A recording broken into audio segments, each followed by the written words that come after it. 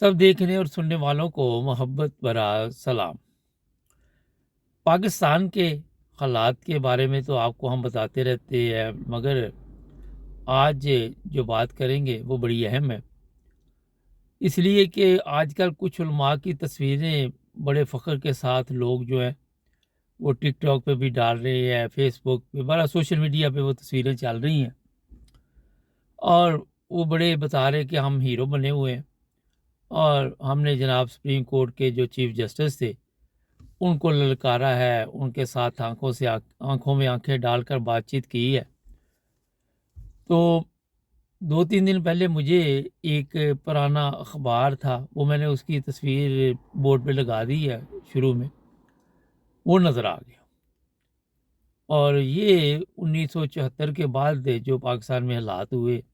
ख़ासकर अहमदियों के, और ऐसे कवानीन बनाए गए, और फिर आप सबके इल्म में है कि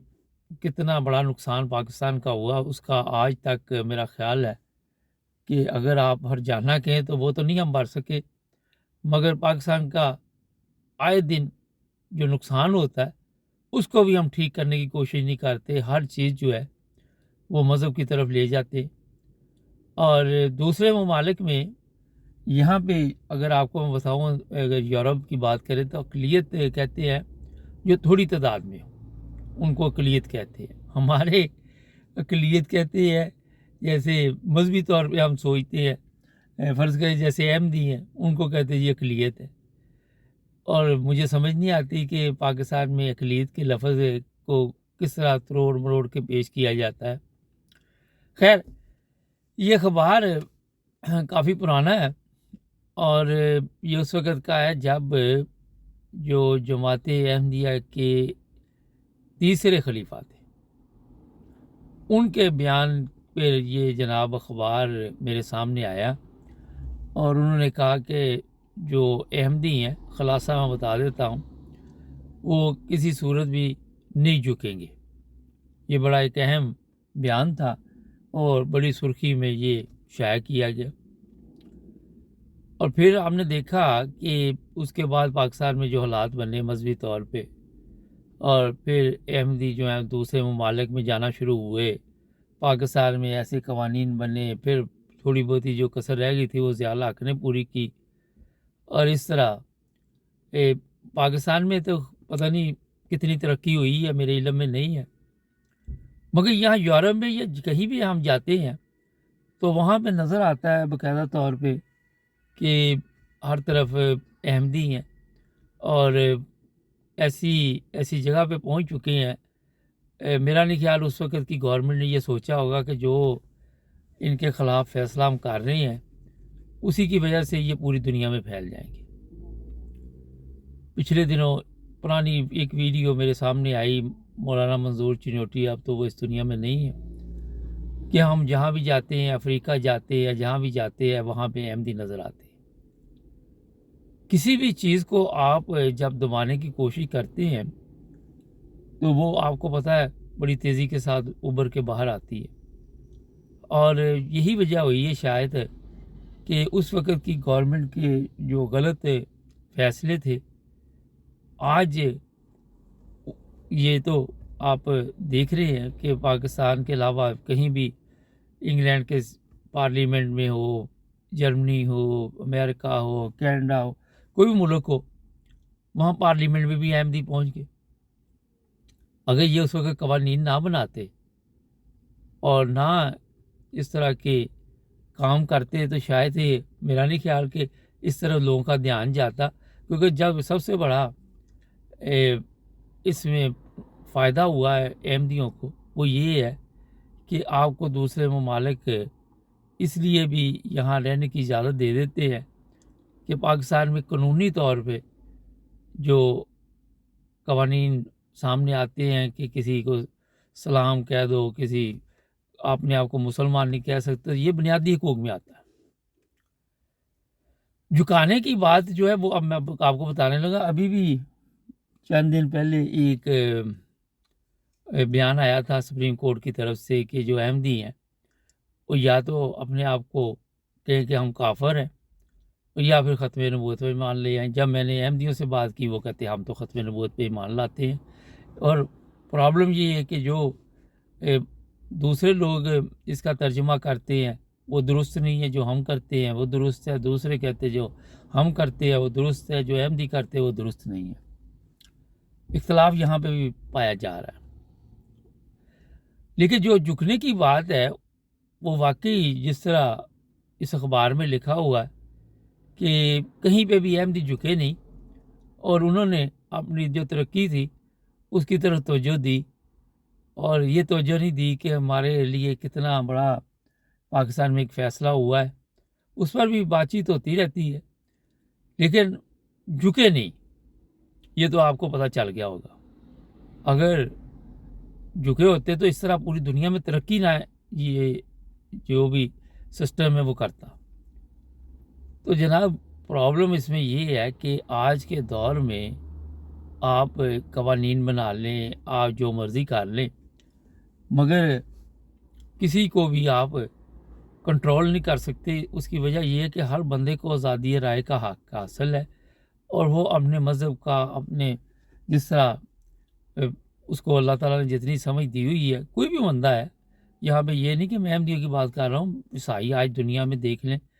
جو عیسائی ہے وہ بھی ادھر کھڑے ہوتے ہیں، جرمنی میں میں نے دیکھا اپنی تبلیغ کر رہے ہوتے ہیں،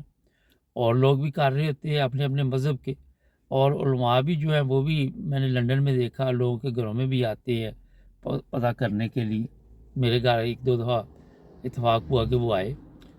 تو ہر کوئی اپنے فرقے کا اپنے مذہب کا جو ہے وہ جو بھی طریقہ کار اس کو ملا ہوا اس کے مطابق لوگوں کو انفارمیشن دینے کے لیے نکلتا ہے۔ جو مذہبی لوگ ہیں، جو جن کا تعلق اتنا مذہب سے نہیں، ان کی زندگی سے میرا خیال یہ تبلیغ شبلیغ کا کوئی تعلق نہیں ہے۔ تو جو بات بتانے والی ہے وہ یہ ہے کہ اب دوبارہ پاکستان میں آئے دن ایسے حالات پیدا کیے جا رہے ہیں کہ وہاں پہ مشکلات پیدا کرنے کا پروگرام بن چکا ہے، اور یہ جو انقلاب کے لیے آج اسٹوڈنٹ بھی سڑکوں پہ آئے ہوئے ہیں، اس کے بعد کیا حالات وہاں پہ پاکستان میں بنتے ہیں یہ تو آپ کو بعد میں بتاؤں گا، مگر مجھے نظر نہیں کچھ حالات ٹھیک آ رہے، نہ تو مذہبی طور پہ اور نہ سیاسی طور پہ پاکستان کے حالات۔ اور مجھے لگ رہا ہے کہ ابھی بھی پاکستان میں ایسے لوگ موجود ہیں جنہوں کا مشن صرف یہ ہے کہ فتنہ اور فساد پھیلانا، اور ان کو آپ کبھی بھی یہ نہیں دیکھیں گے کہ وہ کام کی کوئی بات کریں، ہمیشہ وہ نفرت کی بات کریں گے، ہمیشہ وہ ایسی بات کریں گے جس سے ملک کے حالات خراب ہوں، ملک میں فسادات ہوں۔ اور پاکستان کی جو سب سے اس وقت بڑی پرابلم ہے وہ آپ سب کے علم میں ہے کہ پاکستان میں کوئی رہنا نہیں چاہتا۔ یہ نہیں کہ احمدی نہیں رہنا چاہتے، دوسرے بھی نہیں رہنا چاہتے، جو بڑے نعرے لگاتے ہیں شاد باغ زمین شاد باغ، وہ بھی نہیں رہنا چاہتے۔ اگر کوئی غور کرے، کسی کے پاس اگر سمجھ ہو، عقل ہو، پاکستان کی سب سے بڑی جو اس وقت آپ اسے ناکام ریاست بھی کہہ سکتے ہیں، وجہ یہ بھی ہو سکتی ہے کہ ہم ایک قوم نہ بن سکے، ہمارے اندر اتنے مسائل پیدا کر دیے گئے کہ بجائے ہم اپنے ملک کی طرف دھیان دیتے، بجائے ہم لوگوں کی مسائل کی طرف دھیان دیتے، ہم نے جناب مذہبی طور پہ لوگوں کو ایسی دلوں میں نفرت ڈال دی کہ وہ زیادہ وقت اس پر لگا دیتے ہیں، اور یہی ایک وجہ ہے جس کی وجہ سے پاکستان جو ہے آج یہاں پہ پہنچ چکا ہے کہ کوئی اس کی مدد کرنے کے لیے تیار نہیں ہے۔ آپ کیا سمجھتے ہیں کہ آپ یہ کسی عیسائی کو مار دیتے ہیں، کسی احمدی کو قتل کر دیتے ہیں تو پوری دنیا کیا دیکھتی ہے آپ کے متعلق؟ جس طرح آ کے نعرے لگاتے ہیں، جس طرح آ کے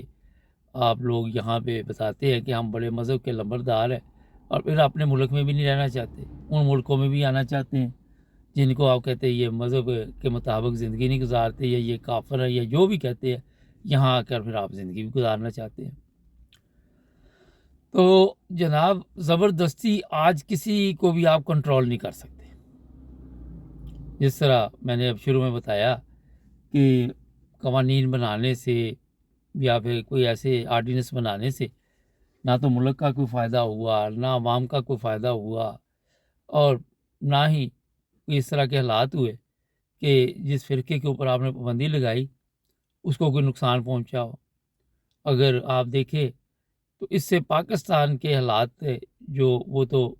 आप सबके इल्म में है, लेकिन पूरी दुनिया में पाकिस्तान का इसे आप कह सकते जो बदनामी हुई है, वो मेरा ख़्याल है कि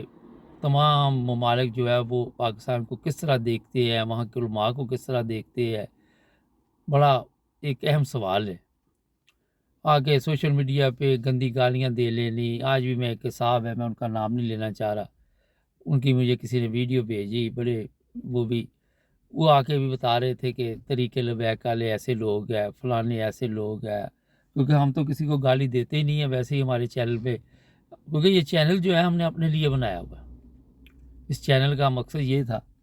कि लोगों को कोई ना कोई हमारी तरफ से अच्छी खबरें मिले, और कोई इसमें ये हमारे प्रोग्राम जो है इसमें ये शामिल नहीं कि किसी को ज़हनी तकलीफ़ देनी, अज़ियत देनी। और यही वजह कि हम तमाम फ़िरक़ों के मतलब बातचीत करते हैं, तमाम सियासतदानों के बारे में हमारे प्रोग्राम होते हैं, हम मुख्तलिफ़ लोगों को लाइन पे लेके ही बातचीत करते हैं। हालांकि हमारे चैनल की तरक्की की वजह से लोग हसद में मुब्तला हो चुके हैं, बड़े बड़े लोग हैं, उनको इतनी तकलीफ़ है इस चैनल की कि वो कोई ना कोई बहाना ढूंढते रहते हैं कि मुबारक साहब कहीं काबू आ जाए तो उन्हें ज़लील करें, मगर इज़्ज़त देने वाला अल्लाह ताला है। और मैंने ना किसी की कोई अपने ज़हन में ऐसी चीज़ रखी, अगर कोई हमारे चैनल से खुश नहीं होता, वो कहता है ऐसे कर लें ऐसे कर लें, हम कहते हैं ठीक है, हमें कोई फ़र्क नहीं पड़ता। लोगों के ज़हन में है पता नहीं ये बड़ा पैसा बना रहे हैं, बड़ी इनको शोहरत मिल चुकी, शोहरत तो अल्लाह ताला ने दी हुई है। पिछले दिनों जर्मनी में भी बेशुमार लोगों के साथ मुलाकात हुई, बड़े खुशी से खुश होकर मिले, मगर चंद ऐसे भी होते हैं हर जगह पे जो हसद में मुब्तला होते हैं, खुद वो किसी काम के नहीं होते, और हमारे लिए वो सोचते हैं कि कोई मुश्किल पैदा करे, मगर इस चैनल के लिए हम हर कुर्बानी देने के लिए तैयार हैं, क्योंकि ये लोगों की सहूलत के लिए बनाया गया है, इंसानियत की सहूलत के लिए बनाया गया है। तो मैं उन लोगों की गलतफहमी दूर कर देता हूँ, जो भी लोग इस चैनल के हसद में मुब्तला हो चुके हैं, और अक्सर मिलते भी रहते हैं, चेहरे से ही पता चल जाता है, साजिश भी करते हैं, कई कई प्रोपोगंडे करते हैं, कई कई गेम डालते हैं, मगर मुझे इससे कोई फ़र्क नहीं पड़ता। मैंने इसलिए बता दिया कि ये चैनल हक़ और सच की बात जो है उसके लिए हमने बनाया हुआ है। जर्मनी में क्या हालात है उसकी इन्फॉर्मेशन हम आपको देते हैं, दुनिया में क्या चल रहा है, मुख्तलिफ लोगों के साथ बातचीत करते हैं। तो ये गलतफहमी अपनी दूर कर लें, ये आपने समझ लिया कि हर कुर्बानी इस चैनल के लिए दी जा सकती है, और हासिल लोग जो हैं वो जो करना चाहते हैं वो कर लें, लेकिन इंशाअल्लाह ताला हम हक़ और सच की बात जो है वो आप तक पहुँचाते रहेंगे। सब्सक्राइब करें, और भी प्रोग्राम में जुड़े रहें हमारे साथ।